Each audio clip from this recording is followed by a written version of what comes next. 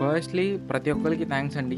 Subscribe చేసుకొని, like చేసిన ప్రతి ఒక్కరికి చాలా చాలా థాంక్స్. నేను అనుకునేవాడిని చాలా టైం పట్టిద్ది. ఒక 1000 సబ్స్ రావడానికి 2, 3 మంత్స్ పట్టిద్ది, 4 మంత్స్ పట్టిద్ది అనుకునేవాడిని. ఎందుకంటే మన కంటెంట్‌కి అంత రీచ్ ఉండదు. బట్ అయినా మీ వల్ల అనేది పాసిబుల్ అయింది. నేను మళ్ళీ మళ్ళీ చెప్తున్నాను, ప్రతి ఒక్కరికి సబ్స్క్రైబ్ చేసుకున్న ప్రతి ఒక్కరికి చాలా థాంక్స్ అండి. సో సపోర్ట్ చేసిన వాళ్ళకి చాలా చాలా థాంక్స్ అండి. అండ్ సెకండ్ థింగ్ ఏంటంటే, నేను లాస్ట్ వీడియో అప్లోడ్ చేసి 10 డేస్ అయిపోతుంది.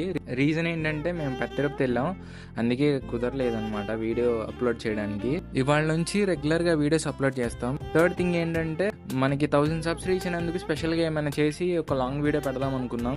అండ్ ఫస్ట్ చికెన్ బిర్యానీ అనుకున్నాం. అంటే స్టార్టింగ్లో వీడియో అంటే ఛానల్ వీడియోస్ అప్లోడ్ చేసే స్టార్టింగ్లో మేము చికెన్ బిర్యానీ లేదా మటన్ బిర్యానీ అనుకున్నాం, ఒక లాంగ్ వీడియో చేసి పెడదామని. బట్ మేము తిరుపతి వెళ్ళి వచ్చాం కాబట్టి ఇప్పుడు అవి క్యాన్సిల్ చేసేసి సింపుల్గా ఒక ఐస్ క్రీమ్ చేసామన్నమాట.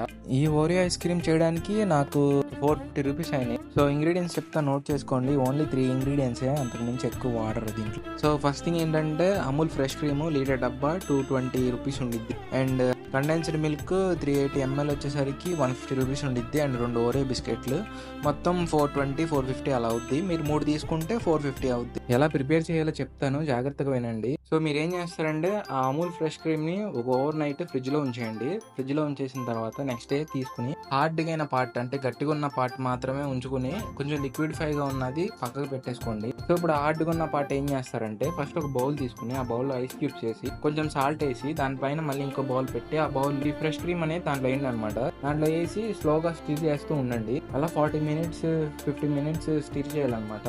అంటే విస్క్ చేయాలి విస్కర్తో. కొంచెం కన్సిస్టెన్సీ వచ్చేసరికి థిక్ అయింది అనమాట. అలా థిక్ అయిన తర్వాత కండెన్స్డ్ మిల్క్ యాడ్ చేసి మళ్ళీ విస్క్ చేయండి కొంతసేపు. విస్క్ చేశాక మీరు ఏం చేస్తారంటే, బిస్కెట్స్ లో ఉన్న క్రీమ్ తీసేసి దాంట్లో కలిపేయండి. కలిపేసిన తర్వాత ఆ బిస్కెట్స్ ని కొంచెం పెద్ద పెద్ద పీసెస్ గా కట్ చేసుకుని దాంట్లోనే వేసేయండి. వేసేసి మీరు పైన మీకు నచ్చితే చాక్లెట్స్ కానీ ఏవైనా, అంటే చిన్న చిన్న చాక్లెట్స్ కానీ ఏమైనా ఉంటే పెట్టుకోండి. లేదు కోకో పౌడర్ ఉంటే కోకో పౌడర్ అయినా వేసుకోవచ్చు ఆప్షన్ లో. ఏం లేకపోయినా బాగుండిద్ది అనమాట. సో చాలా అంటే చాలా బాగా వచ్చింది ఐస్ క్రీమ్. టేస్ట్ కూడా చాలా బాగుంది. షుగర్ వేసుకోమాకండి, షుగర్ హెల్త్ కి మంచిది కాదు. సో వీటిలో కూడా షుగర్ ఉండిద్ది, నేను కాదనట్లేదు. బట్ ఎంతైనా లిమిటెడ్ గా ఉంటేనే బాగుండిద్ది. సో షుగర్ అనేది మాక్సిమం అవాయిడ్ చేయండి. ఇదంతా చేశాక దీన్ని తీసుకెళ్లి ఫ్రిడ్జ్ లో పడేయండి.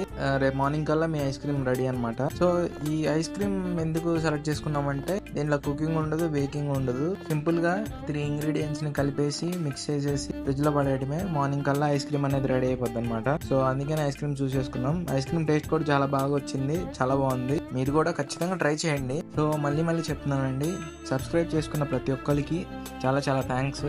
సో మీ పేరు చెప్పుకుని ఈరోజు నేను ఐస్ క్రీమ్ చేసుకుని తిన్నాను. ఎప్పటి నుంచో అనుకుంటున్నా ట్రై చేద్దామని ఈరోజు అయిందనమాట. వీడియో ఇక్కడి వరకు చూసారంటే మీకు నచ్చిందని అనుకుంటున్నాను. మన ఛానల్లో ఇంకొన్ని వీడియోస్ ఉన్నాయి, అవి కూడా చెక్ చేయండి.